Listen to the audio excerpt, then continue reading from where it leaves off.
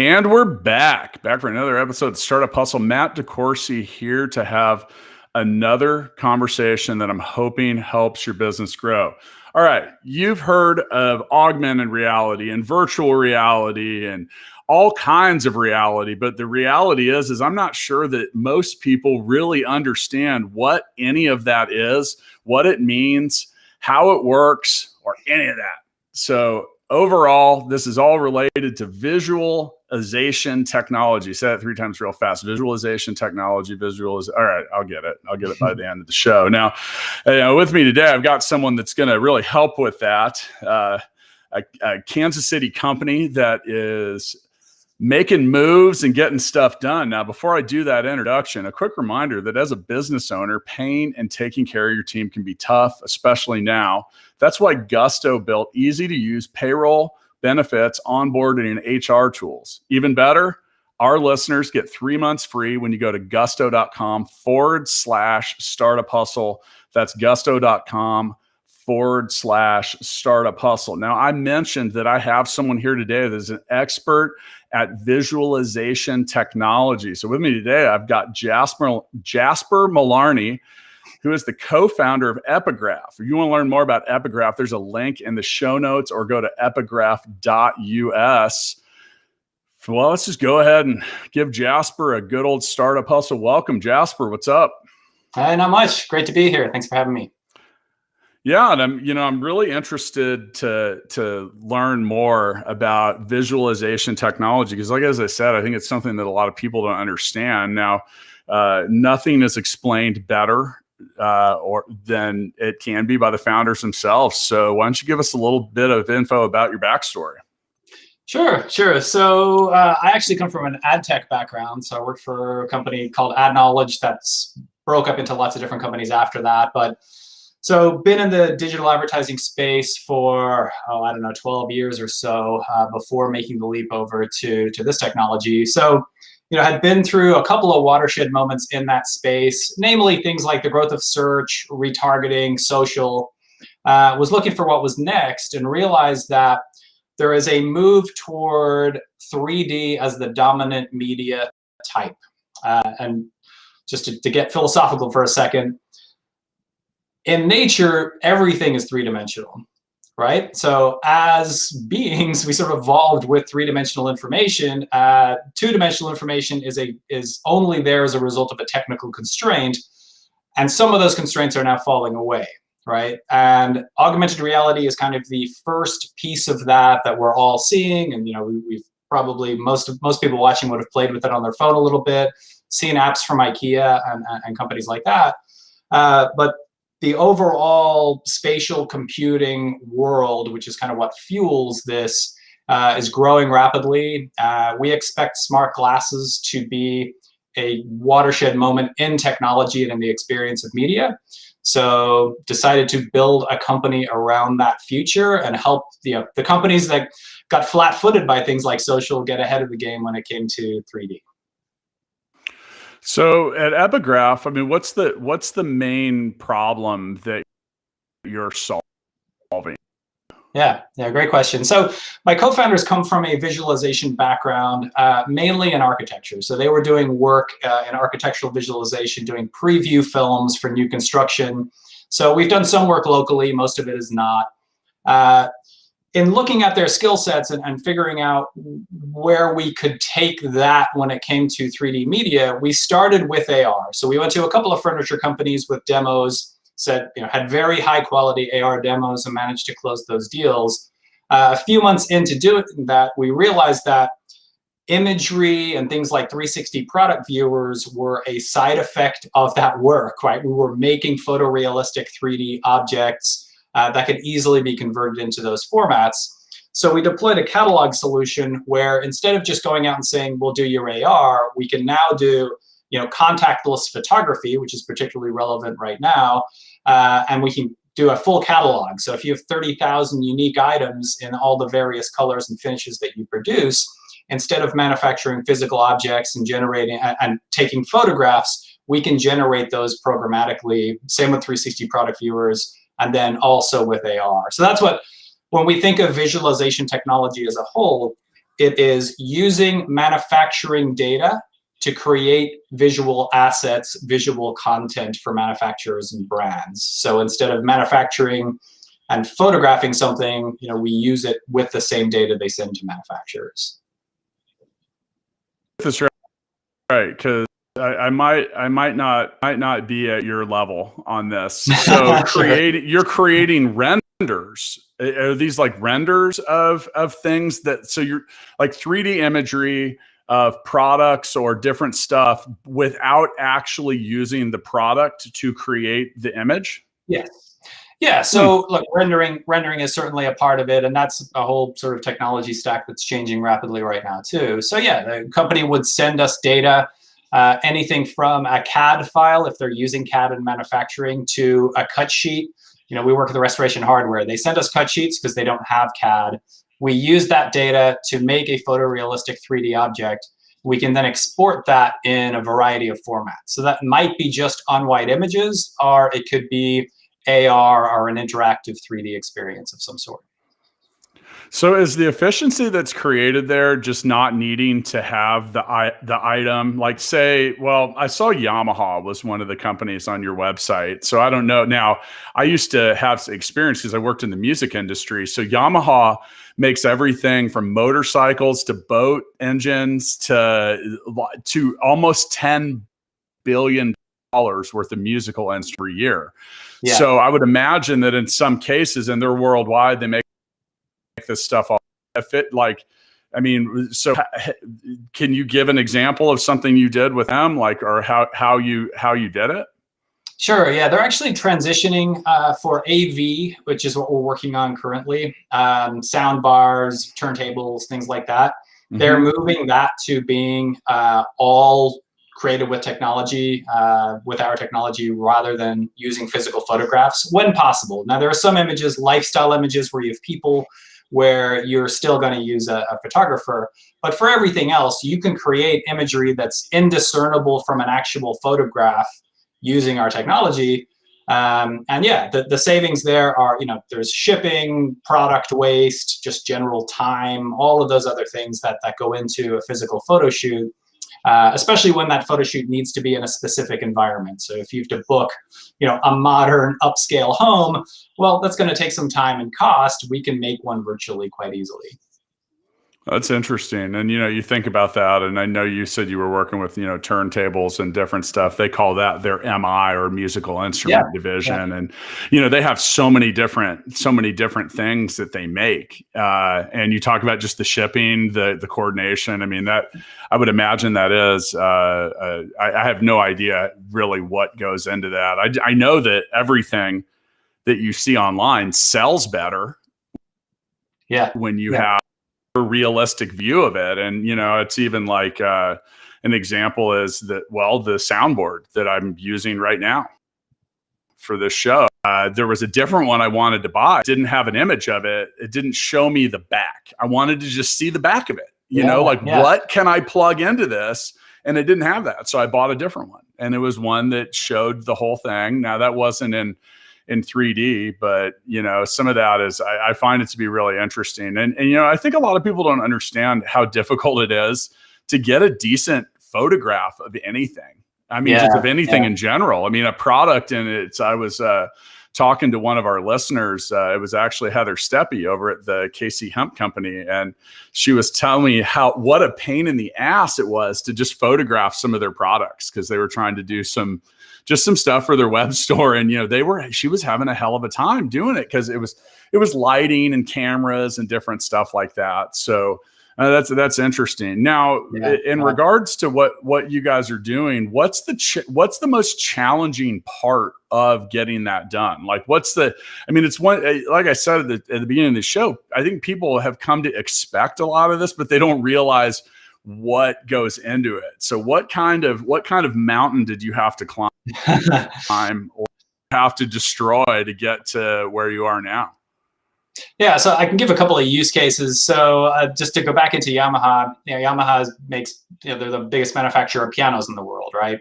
Pianos are very difficult to size in a space, difficult to photograph. There are lots of challenges there.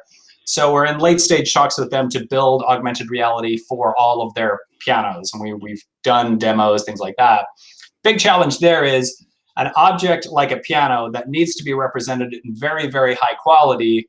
There's a challenge getting just the file to fit the requirements of the web AR infrastructure that's out there. So there's Apple's ARKit infrastructure and AR Core on Android. They have different sets of requirements. You've got to take the 3D model. Well, first you hope the manufacturer has a 3D model. If they don't, you have to create one, and then you have to make the end result high quality enough to represent that product in AR. So that's the AR challenge.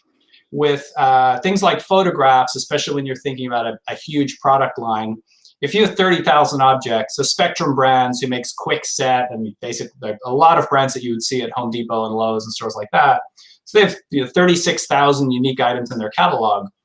We built a system that programmatically creates images of those products, applying different finishes and things like that. And it sounds like an easy copy paste, but many of them have, brush marks and all these nuances within them. So not only do you have to take in data, prepare it in a way that's appropriate for that pipeline, and then export those items, you have to QA it and do all these other there are a lot of other touch points within that are challenges too. Our kind of holy grail is to have a system where we can bring in that data and export photorealistic content to customers without ever touching it. So that's something that we're working toward, sort of, hacking through each of those challenges on the way as we build our technology stack. It's interesting you used a piano as an example, because that's actually the business I was in for a while when I was younger. I ran a chain of Yamaha piano stores. And you probably know some of the same people, yeah. Yeah, probably. And then later, after that, I went to work for Roland, which is Yamaha's biggest competitor and the largest manufacturer of electronic musical instruments. But you kind of know the same people. It's not a huge industry, but you talked about an example in shipping costs. Well, piano is a great example because that's a specialty delivery. Yeah. So you're talking about a piano that might be 6 feet long, is hundreds of pounds. And then once you get it out of its packaging, it requires a different kind of delivery to get it somewhere else. Because there's the kind when it's in the crate, and then there's the kind in the crate, and you got to have people that know what they're doing, and like a whole lot of different things. And then you have a great example with the finish. So those things may come in 6 to 8 different, finishes, which the purchaser does care about what that looks like. Yeah. Like what is this, a dark oak? Is it a light oak? Does, what's the grain look like? And you're like, wow. And if you had to, take a picture of every single one of those and every single size that they make, and I've been away from that industry for 15 years, but yeah, I mean, it would be pretty involved. And, you think about that. Now Yamaha also makes things like, so a flute would be easy to ship. You could just have the U.S. Postal Service bring the flute on by, and then you could send it back the way it was. But yeah, that's a great example. So now, just to go into that just for a second. So think about the swatch that you get when you're selling a piano, right? Like, so the dealer would give you a small wooden swatch, and you're supposed to bring that home and see which type of walnut or whatever finish you want it in. You also might get a piece of paper that you can put on the floor to figure out the best place for your grand piano. Yep. AR does all of that with one URL, right? User clicks, they can drop it in their room, they can compare the different finishes, they can take a photograph of it if they want to. And it also gives them an emotional connection to that object being in their home already that we've found particularly relevant in furniture. Conversion rates are off the charts for people who interact with AR, and we think that's the reason why. And they've actually gone up post-pandemic. People can't go to stores. They're creating that experience themselves in home and converting there instead, which has been a really interesting thing to watch. One of the things, and I learned about the complexity of this from Joel Tepley, who I feel you probably know. at Cambrian, and they do some stuff that's, they make a paint app for the paint companies and if you sit down and talk to Joel for 5 minutes, you realize that you might not be as smart as you thought you were.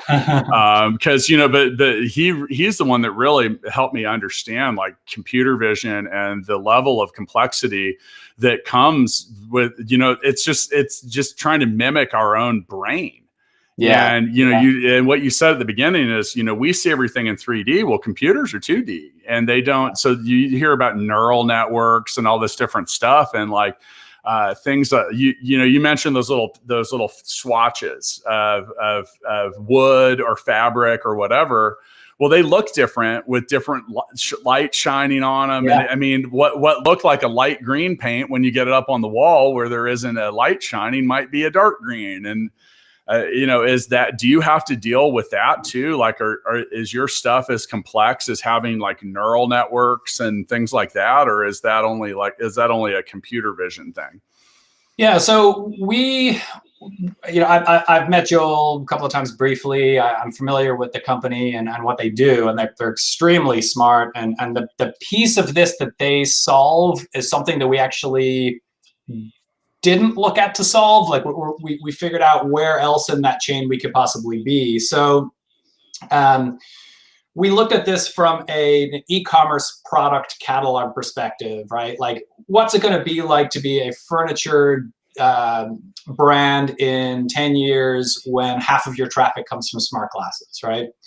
And we felt that the platforms themselves were going to solve some of those problems, right? So things like occlusion that Google solved a few months ago, where you can drop a coffee table in your room and it will block out the right things and let others, block it. So we decided not to try to solve that piece of it because we figured the platforms would. So the really difficult part then is, how do you create content? How do you absorb information from each of those brands, build it in a way that presents their products appropriately, build a system that's scalable for that. We've built out our own platform content management system as well.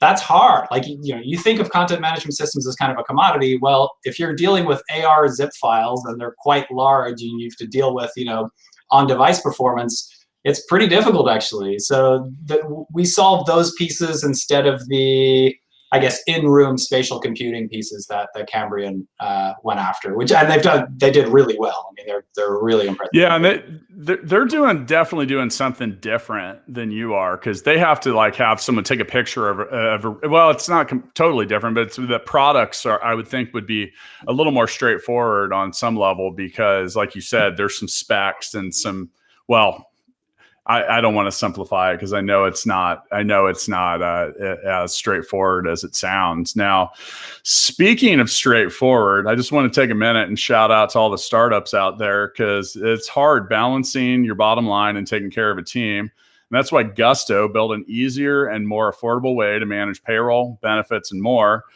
Automatic payroll tax filing, simple direct deposits, a free health insurance administration, 401k, onboarding tools, you name it. Gusto made it simple. And right now, you can get 3 months free.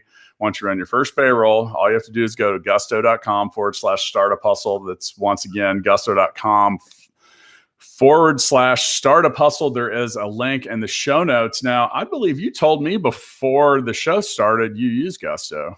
We do. Yeah. Actually, the paycheck protection forgiveness was really, really good through them. Was kind of intimidated by that process just because, it was a challenge at the beginning and then at the end, but they made it super easy. Yeah, we've used them kind of since inception, actually. So yeah. That's cool. Big Gusto fan. We've spent a lot of time talking about, I'm a big advocate. 15 years ago, I'd try to do everything myself. I try to learn everything myself. And now that I'm older and wiser, I'm not old, I'm experienced, by the way. Just so you know. But yeah, learning like this little things like that. I mean, once I really got my arms around like the complexity and like all the crap you have to do just to have employees, I was like, okay, this is I never want to do that in-house. Yeah. Like, 100%. have no desire. It's not the right way to do it. So go check out what Gusto has to offer. Now, overall, growing your business required some kind of plan. How did you plan for all this? Yeah. So, I'd been part of a high growth company before, so sort of saw some of the things that it took. And a lot of it, look, for companies like ours, a lot of it is around business model and figuring out if you can make that business model actually work with a few clients. Once you gain traction, you go from there. And one important thing that we did there too is we looked to feedback from the market, right? We started in AR, then we were told about another problem we could solve. We built that and have since grown that to be a pretty substantial part of the business. Overall planning, it's interesting that you're asking me that now. We just went through a capital raise at the end of October through Fountain Innovation Fund. Fountain Innovation Fund led it with some private investors follow on with them. So now we're planning for scale and figuring out, as I said just at the beginning, all the boring stuff, right? So how do we set up our internal Kanban system to make sure everybody is using it properly? How do we put together an attribute map, which is a system I'm a huge fan of? How do you detail out all the touch points with customers to ensure customer success? That's all the stuff that I'm working on over the past few weeks, so that when we hire people, we have all those systems in place to plug them into, rather than having them fend for themselves with the kind of mayhem of systems that a typical startup might have. So hopefully that answers the question. I mean, if you mean planning from a couple of years ago, it was, let's find something we can sell profitably because we're bootstrapped, and that's what we did. So now we're getting more formal about that. So one thing about plans in early stage businesses is they're always wrong. Yeah. So what was something, looking back, what was something about your plan that was just like, if you look back at it now, you're like, either you think, man, I can't believe we thought that would work, or man, we blew it. Yeah, so VR is the biggest one I can think of. So people group AR, VR together, and there are definite similarities to how those experiences are created, but the use cases are night and day, right? And we early on thought, well, let's look at the problems we might be able to solve in VR. So we looked at things like police training and PTSD recovery is a big thing in VR. We looked at building some of those experiences, and then we got to the point where we figured out, like, we need to have something scalable with a business model that allows us to charge recurring revenue license fees, which is core to the long-term success of the business. So yeah, the investments in VR, we bought a really expensive rig and headset. We used to demo VR all the time. We don't talk about it very much now. I mean, we do some what people refer to as web VR, which is a panorama, with hotspots and some AR interaction. But headset VR, I think, is something that maybe one of our customers will bring us back into it, but for now, it's not a focus at all. So sales cures ails, as I like to say, and many other people do. I mean, how'd you get this out to market? Like, what was the plan there? And here's the thing is, I mean, I got to feel like this is a somewhat or if it's not a crowded space, it's getting crowded. So, I mean, how did you market or sell your products, or excuse me, your service or Sure. Yeah. offering? So I'll say this. I mean, we are able to create very high quality AR experiences. So generally, if we go head to head with a competitor, there's Vertebrae and SeekXR and companies like that we'll go against. Our quality usually wins that. Try to let culture and values lead. And part of the customer success plan I'm building is to make sure that every customer, when they interact with us, they feel good about that and they're glad that they work with us, right? And like, you don't think of those things as a competitive advantage, but they really are, especially in a crowded space. Early on, so we actually signed up, we were bootstrapping with money from the architectural visualization business. We added a couple of referral, affiliate partners that could potentially send us business. One of them brought us Blue Dot Furniture, who became our first AR client, and then we hired him, and he's now our director of business development. that was our start. So getting a brand like that has credibility in the market, that has a decent sized catalog, and they're not high end, but they're sort of the upper end of the middle of that market, renowned for design and things like that. So they were a great entry point into the market, and we took the work with them and went out to, Restoration Hardware being sort of the bookend of the high end that we work with, but then mid-grade companies, Floyd Home, Furnish, who we just signed up. That's a furniture rental company that's raised a lot of capital. But yeah, we just closed one, gained traction from there. And yeah, in terms of our competitors, it's really just about high quality experience, making it easy, and anticipating all of the problems they might have. So some of our competitors do images, not all do, but we tend to pull ahead in terms of quality and the feature set that we offer kind of by default when working with these companies. Kind of going back to the plan or prior to that, raising capital is an important part of any business, especially an early stage company. And you mentioned the Fountain Innovation Fund. And for those of you that aren't from our neck of the woods here in Kansas City, that's a newer fund that matches. And I know it because we've created a match. Local company Stenovate, we made an investment in and helped unlock some money from that, and that's a carry-on fund. But what advice can you give to other hopeful startup founders that are okay? So episode 2 of all of Startup Hustle is titled "Getting Funded Sucks," because it does. Mm-hmm. I've yet to ever meet anybody. Do you disagree with that statement? First off, no, I mean that's still yeah. If you don't say if you don't vehemently say I disagree, then because it does. It's not something that I have yet to find anybody that really wakes up in the morning going, man, I can't wait to do this. But to talk about that for a second. So like, what's your advice for people that want to raise capital or something that you learned along the way? Sure. So I'll say this. I worked in VC for a short time for TradeBot here locally. They had a small VC division for a while. So I actually saw companies on the other side of the table come and pitch, and we had looked at a couple of local investments and acquisitions. For us, the decision to raise capital was kind of a tough one. We had bootstrapped and gotten ourselves decent traction, to the point where we could kind of pay ourselves and be okay. So I think that before you raise money, figure out where you are in the process of gaining that traction. I think there's a temptation with some companies to have a great idea and execute a little bit and go raise capital immediately to capitalize upon it. That works in some instances. For us, because we knew we had direct competitors, and our idea was unique to us, but not necessarily unique in the market. We thought very carefully about raising capital, wanted to make sure that the terms we got were good and favorable to us and something that we could accept. And yeah, that I would say do it carefully. There is sort of a part of the startup scene that I see where raising capital is seen as your measure of success.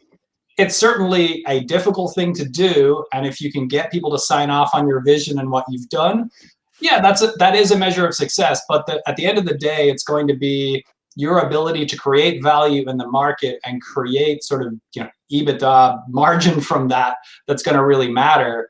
So make sure you're on the path to that at some point. I mean, that's absolutely key for us. We decided, sort of in the middle of the process, that we didn't need to raise capital. We wanted to pour fuel on the fire because we feel like we have timed this market quite well. And if we can execute to it a little more quickly, we can end up in a really, really good place. So we were careful about it. I will say the process itself, it didn't suck. It just took a really, really long time, and there was a lot of production of documents and a lot of buttoning up to do. But parts of that were productive and good as well. I mean, it's very validating to have somebody take a very thorough look at your business and sign off on it and write you a check. So that part was nice. I'll tell you what, if Matt Watson was here on this episode, he'd be yelling right now, because you said something that always gets him fired up. And that's, a company's success should never be measured on the amount of capital they raise. Yeah. Like, who gives a shit on some days? And like, he's so adamant. And he had a local publication call and want to include him on as one of the city's most funded companies. And he said, no, I don't, that's not something we should be celebrating. We should be celebrating growth and profitability and, your presence and impact on the local market. And I agree with him. I think that it's interesting, as someone that has self-funded pretty much everything I've done as well. And, with Matt as my business partner at Full Scale, and it's funny because, you somehow fly below the radar for doing that. And then there's some, so it's a very interesting thing. And we've talked to so many people on the show and off the show. And, you say, I said, God, Jasper, I don't even know how many times I've said this. I'm like, well, at some point you're going to have to sell something. So what's your plan for doing that? And that's what I'm more, and I'm much like yourself. I've been on both sides of the table and done a lot of stuff. And I'm more interested to hear about what you're going to do to generate revenue than all of that. So, remember, you're in the business of generating revenue, people. You got to sell something. You got to solve a problem. You got to do something that's useful, not just raise capital, because eventually that gravy train come to a halt. Well, it will, because you have to explain it though. Like, eventually you're like, hey, why are you not, what is your go-to-market strategy? What are you doing to generate revenue? What's your plan? And you can get away with that for a little bit. You can get a little way, even on some levels, depending on what you're doing, especially with formative technology like what you're doing. You can say, we're figuring that out, but you eventually do have to figure it out. Did you have a comment? I was going to say, resource constraints force you to be disciplined, right? And I feel like I've seen companies take capital and that discipline goes away. And it's a long game, and you got to get all of those pieces just right. And if you don't have the correct level of discipline, it's not going to work out very well. So having a culture that starts with that and then maybe adds fuel to the fire. And we sat down and talked about it. Like, we have to maintain this, and we could have raised a bit more than we did, but sort of feared that we didn't really have a plan for the additional capital either, but feared that, it might cause us to be less disciplined, So we took terms that we felt were very favorable, with enough to get us what we needed to the next stage, maintaining that, right? Just keeping everything very carefully planned from a cash flow perspective. And so it's, I think it's the right way to go. Time will tell. It's only been 3 weeks since we did our raise, but yeah, I think the conservative route is probably the better route for us, at least. Well, we are from Kansas, so I think a fat dog don't hunt. Which, there's something to be said there. And, I like that, Jasper, I like that approach, that kind of forced discipline. Yeah. It's risky on some levels. I've given a lot of people advice. I'm like, stack up the money, because you don't know if you're going to do it later. Yeah. There's merit to that approach, because you don't know what's going to happen. You really don't. And, I saw, with COVID and different stuff, I've talked to people that were in the middle of closing rounds amidst that, and then they watched them go bye-bye, and it became really problematic. So, but, hindsight's 2020, and, that's all in the learning process. Now, speaking of learning processes, what are a few things that you've learned that you've done a lot of interesting stuff? So what are a few things, not just with Epigraph, but in general, what are a few things that you've learned that transformed you as a leader, a professional, or even a person? Sure. So, the biggest one to me is just in terms of being a leader of a business, is be humble, right? You're a servant of your employees, not the person who tells them what to do. If they're not performing well, it's because you're not supporting them well enough to bring out their full potential. So that's a big one. Care about people on your team, your customers, whoever else, like a level of just some level of personal care about who they are and what they go through each day goes a very, very long way when it comes to both building a culture of a business and building relationships with outside companies. So like core to this, customer success plan that we're putting together is that, that company is an entity. The person you deal with every day is the person that you need to care about to make sure that they are happy and enjoy that experience through the long game of working together. The other big one is just to look at the fundamental things that make businesses scalable and successful at scale. So going back to the whole business model conversation that we had, there is a blog post from like 9 years ago called Keys to the 10X Revenue Club that I would highly recommend.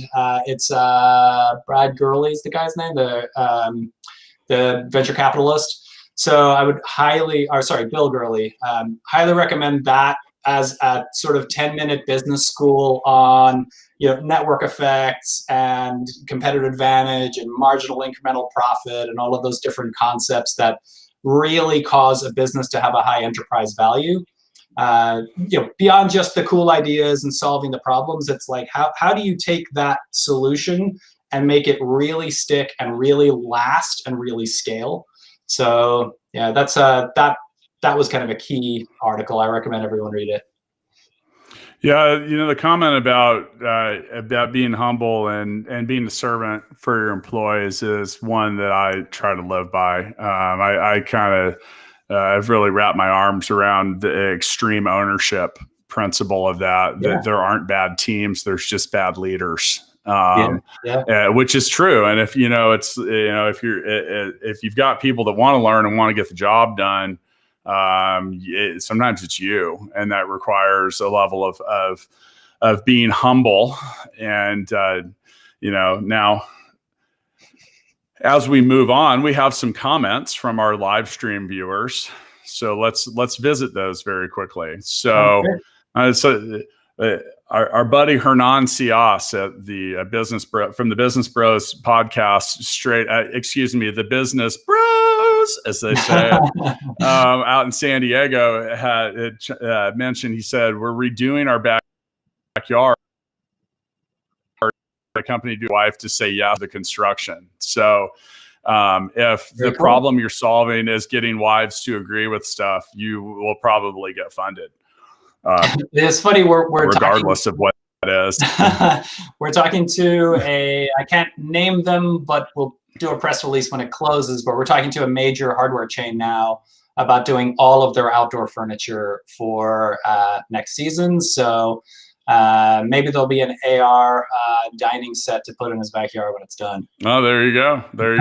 Hernan will buy it if he gets his wife to say yes, I bet. We have another one, just a supporting comment from Jeff Callan. He said, "Imagine offering the same chair in 20 colors and needing to ship it and take pics of it all." And that was, similar to the it's supporting what we were talking about earlier. And I would imagine that the furniture industry is probably probably loves this stuff. And, half that stuff too, once you ship it and put it together with furniture, like now you take a picture of it. Okay, now what? Get rid of it. You got to get rid of it. You get the time, effort. I mean, like I said, I'm sure that has a big part to do with everything.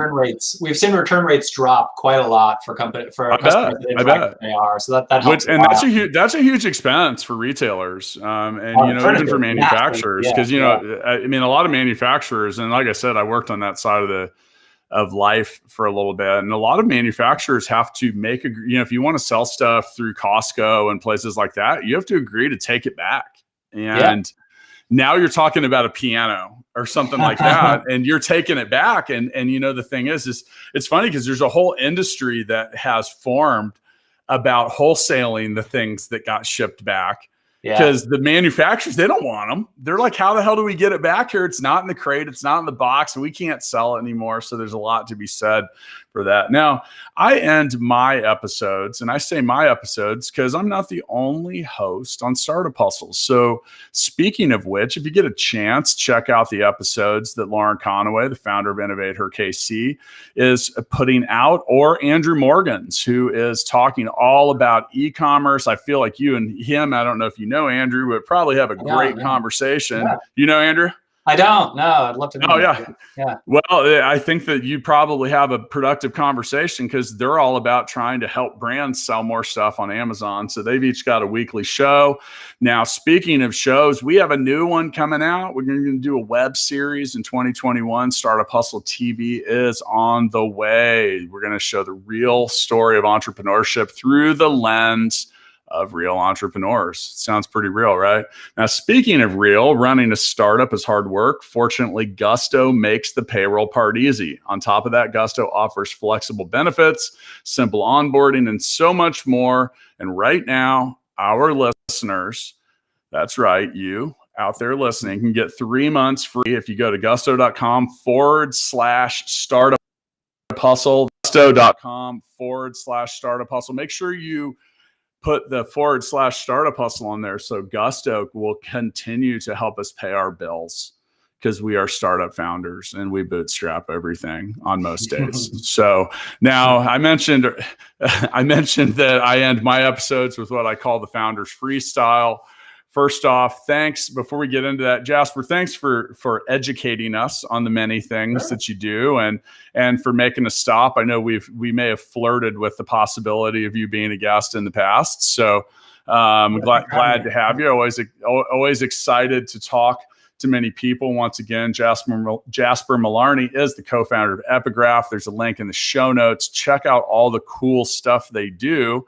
Now, with the Founders Freestyle, we like to talk. Well, I'm going to give you a chance to either shore up anything we may have passed over or missed. It's a freestyle, bro. You can really do whatever you want. You can sing. If you're watching there are people watching the live stream. So if you want to dance, that's fine. But really, we like to give an opportunity for both you and I to summarize or complete any thoughts that we may have had during this episode. So there you go. I bought you some time to think about it. So go ahead. I'm definitely not going to sing or dance and, be glad about that. Boo. I would say, as you go through your daily life, check out any calls to action around AR. You can go to bluedoc.com and check out their catalog. There's a view in your space button or see in your space button there that will let you interact with AR.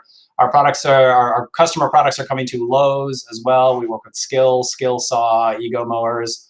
Go out and just check it out. See how AR works. Get used to it because it's going to be a big part of our lives moving forward. And keep an eye out for smart glasses as well. There's a huge shift in media coming.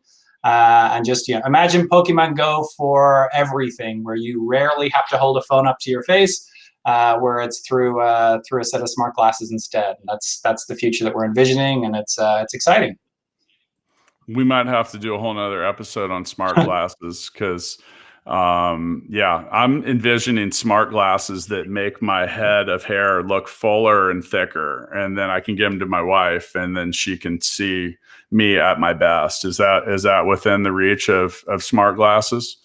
So she would wear the smart glasses all the time, and there'd be maybe. Honey, don't take them off. Don't take them off. Don't take them off because we always joke about you'll be first about having faces made for radio. I mean, overall, first off, I'm fascinated with what you're doing, and the thing is for those of you that sell product or things that are look, visualization helps selling. And this kind of stuff is accessible to all types of businesses. You don't have to be IKEA to get your arms around this stuff. And, much like Andrew talks about on his shows about Amazon and e-commerce, and like I mentioned earlier, a shitty picture probably equals shitty sales. Yeah. And, you know, there's a level of expectation and a level of accessibility that can be grasped